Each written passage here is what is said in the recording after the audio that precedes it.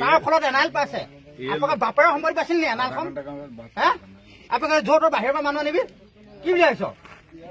বাৰে বাৰে কৈ আছো ইয়াত 90% মানুহ লোকেল মানুহ সস্তা বুলি ক'লে হয় নহয় ইয়াত ক'ত দিছে এজন লোকেল মাত্ৰ অনলি এজন নাছিল ইয়াত লোকেল মানুহ কি কথা কৈ আহিছ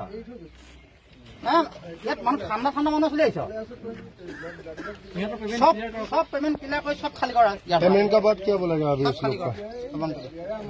তাৰ ফলত এনাইল পাইছে